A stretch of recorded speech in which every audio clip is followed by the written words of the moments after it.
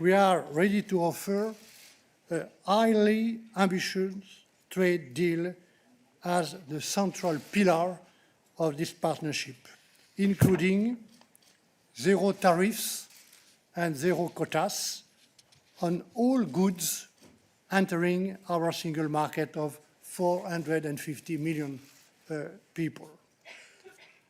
An ambitious free trade agreement in services with wide sectoral coverage ranging from business services to telecommunications or environmental services. We are also looking to include digital trade, intellectual property, and access to our respective public procurement markets.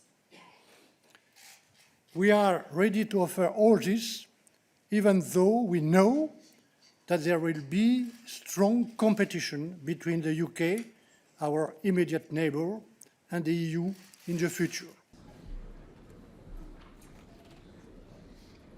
Competition is normal, but because of our geographical proximity and economic interdependence, our draft mandate also makes clear that this exceptional offer is conditional on at least two things.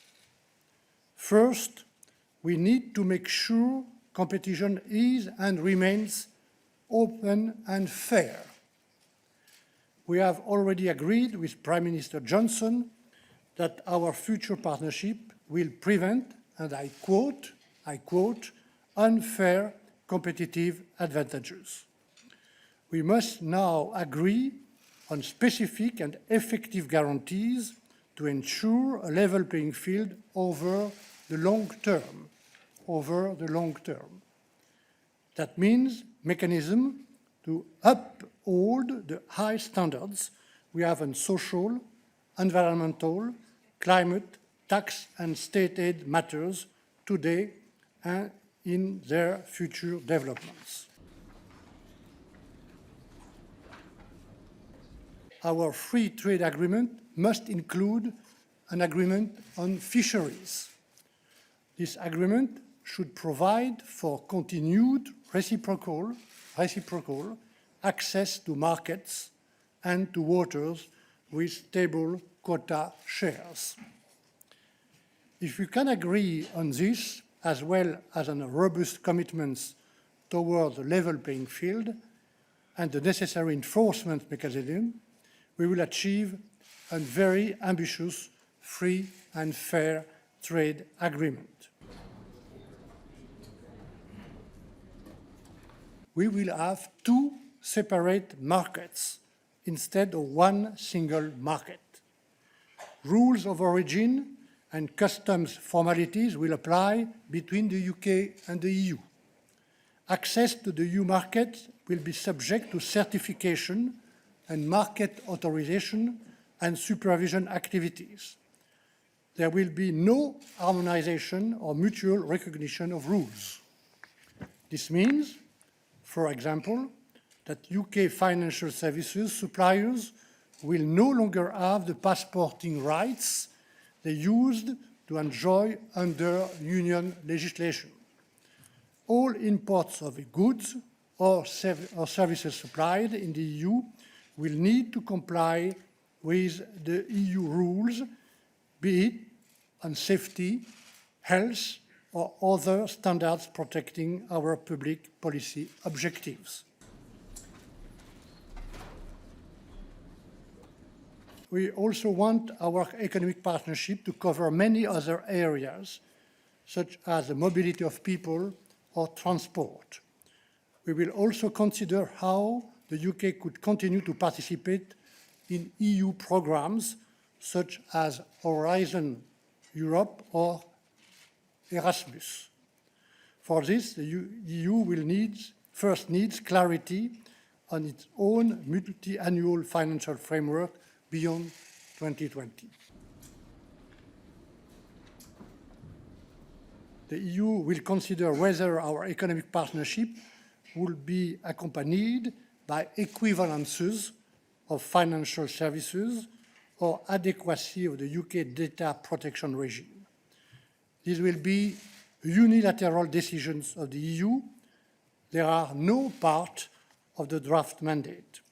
However, they are relevant for the overall future relationship and need to be considered in that light. We will start the assessment work on these areas immediately. Toute coopération future avec le Royaume-Uni en matière de sécurité intérieure devra, à nos yeux, respecter 3 conditions qui ne sont pas non plus surprenantes. La première, c'est que le Royaume-Uni devra s'engager à appliquer la Convention européenne des droits de l'homme. La deuxième, c'est que le gouvernement britannique devra mettre en place des standards adéquats de protection des données. C'est une préoccupation fondamentale pour les Européens et à laquelle le Parlement européen restera très attentif. Et troisièmement, toute coopération devra être soumise à un mécanisme de règlement des différends le plus efficace. Et là où le partenariat est fondé sur des concepts dérivés du droit européen, évidemment, la Cour de justice européenne doit pouvoir continuer à jouer son rôle pleinement. Nous voulons aussi une coopération durable sur la politique étrangère, la sécurité, la défense, à laquelle nous travaillons et nous travaillerons en étroite coopération avec le haut représentant Josep Borrell. Il s'agit de protéger nos pays contre des menaces extérieures.